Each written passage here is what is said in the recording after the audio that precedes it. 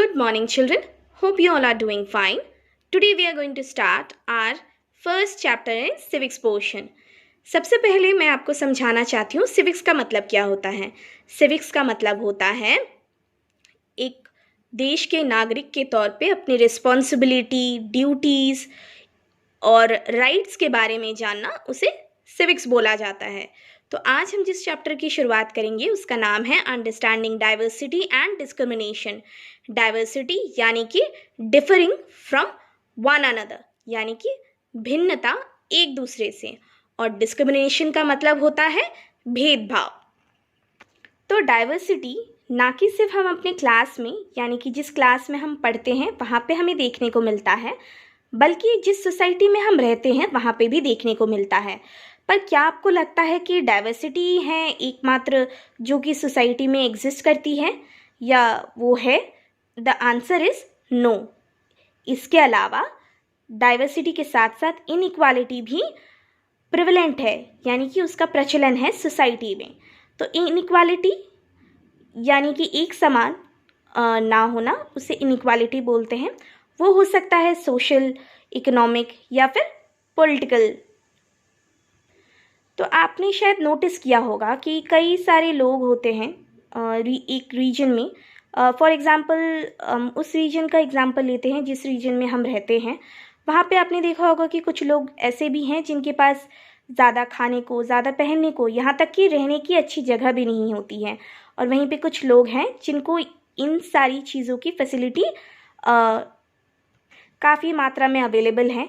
तो यहाँ पे हम बात कर रहे हैं ना कि डिफरेंस की, पर साथ ही साथ इनइक्वालिटी की. इनइक्वालिटी तब होती है जब किसी भी इंसान के पास साधन या फिर अपॉर्चुनिटीज़ नहीं होती हैं कंपेयर टू किसी दूसरे इंसान के. कास्ट सिस्टम और एक एग्जाम्पल है इनइक्वालिटी का.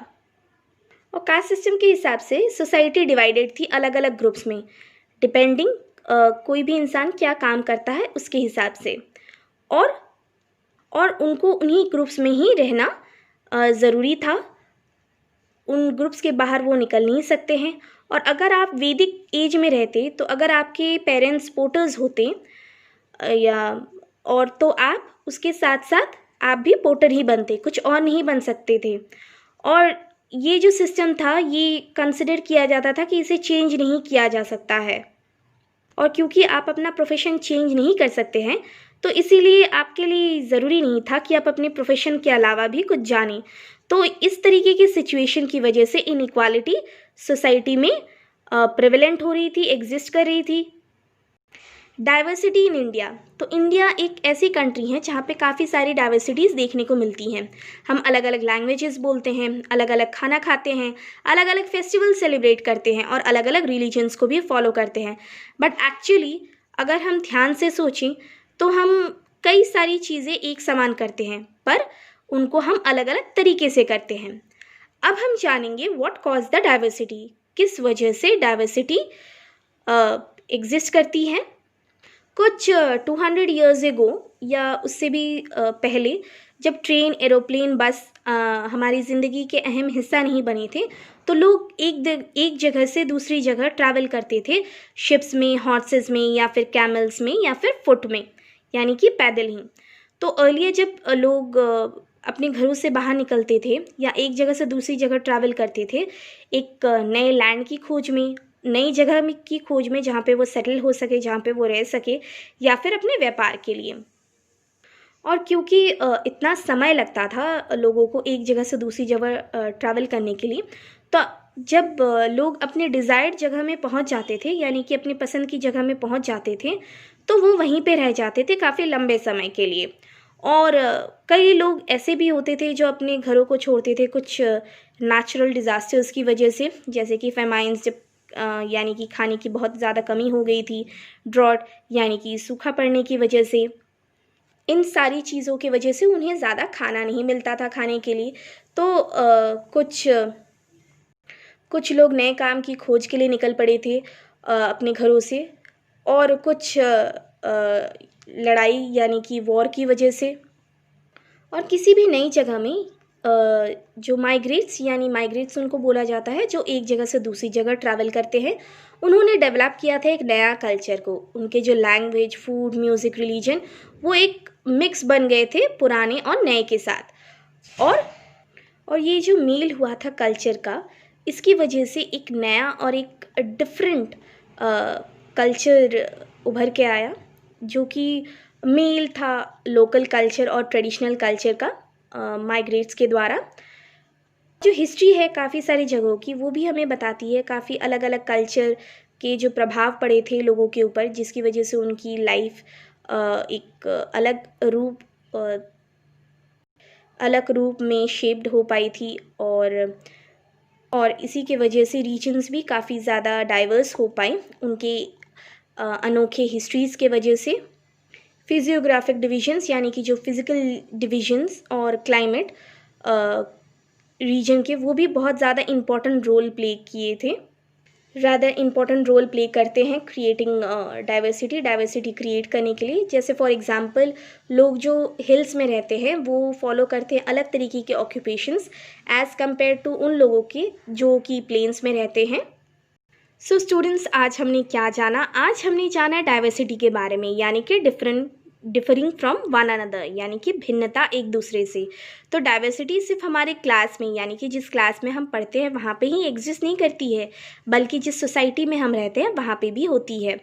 और अगर हमें लगता है कि डाइवर्सिटी ही सिर्फ सोसाइटी में एग्जिस्ट करती है, तो इसका आंसर गलत है। डाइवर्सिटी के साथ साथ इनइक्वालिटी यानी कि असमानता भी एग्जिस्ट करती है सोसाइटी में। और इनइक्वालिटी तब आती है जब किसी भी इंसान के पास सफिशिएंट रिसोर्सेज या फिर अपॉर्चुनिटीज़ नहीं होती हैं कंपेयर टू किसी और इंसान के। और कास्ट सिस्टम भी एक और एग्जांपल है इनइक्वालिटी की। According to the caste system, society divided थी अलग अलग ग्रुप्स में, डिपेंडिंग लोग क्या काम करते हैं, और उनको उन्हीं ग्रुप्स में ही रहना होता था। फिर हमने जाना डाइवर्सिटी इन इंडिया। इंडिया एक ऐसी कंट्री है जहाँ पे काफ़ी सारी डाइवर्सिटीज़ देखने को मिलती हैं। हम अलग अलग लैंग्वेजेस बोलते हैं, अलग अलग खाना खाते हैं, अलग अलग फेस्टिवल सेलिब्रेट करते हैं। और अगर हम ध्यान से सोचें तो हम कई सारी चीज़ें हम एक समान करते हैं, और बल्कि यही डिफरेंस होता है कि हम उन चीज़ों को अलग तरीके से करते हैं। फिर हमने जाना व्हाट कॉज द डाइवर्सिटी। तो जब एरोप्लेन, बस और कार हमारे जीवन के अहम हिस्सा बनने से पहले, उस टाइम की बात है जब लोग ट्रैवल करते थे एक जगह से दूसरी जगह, या तो शिप्स में, हॉर्सेस में, या फिर कैमल्स में, या फिर ऑन फुट यानी कि पैदल ही। तो लोग जाते थे एक नई जगह की खोज में, नई जगह में ताकि वो सेटल कर सकें, अपना व्यापार आगे बढ़ा सके। तो जैसे ही वो किसी जगह में पहुंचते थे, तो इस दौरान काफ़ी लंबा समय लगता था उनको। तो जैसे ही वो अपनी पसंदीदा जगह में पहुंचते थे, वो वहाँ पे काफ़ी लंबे समय तक रहते थे। और एक नई जगह में इन लोगों ने डेवलप किया नए कल्चर को। उनके जो खुद के लैंग्वेजेस, फूड, म्यूज़िक और रिलीजन्स थे, वो मिक्स हो गए थे ओल्ड एंड न्यू के साथ, और जिसकी वजह से एक नए कल्चर का निर्माण हुआ था। फिजियोग्राफिक डिविजन्स यानी कि जो फिज़िकल डिविजन्स, यानी कि किसी भी एरिया के फिज़िकल डिविजन्स, यानी कि किसी भी एरिया के ऑल्टीट्यूड यानी कि हाइट ऑफ द प्लेस, और किस प्रकार के स्लोप्स है, ये सारे फिज़िकल डिविजन्स होते हैं। और जो क्लाइमेट होते हैं किसी भी रीजन्स के, वो भी बहुत ज़्यादा इम्पॉर्टेंट रोल प्ले करते हैं डाइवर्सिटी में। जैसे फॉर एग्जांपल, लोग जो हिल्स में रहते हैं वो अलग तरीके के ऑक्यूपेशन फॉलो करते हैं कंपेयर टू उन लोगों के जो कि प्लेन्स में रहते हैं। आगे हम केस स्टडीज़ के बारे में डिटेल्स में पढ़ेंगे।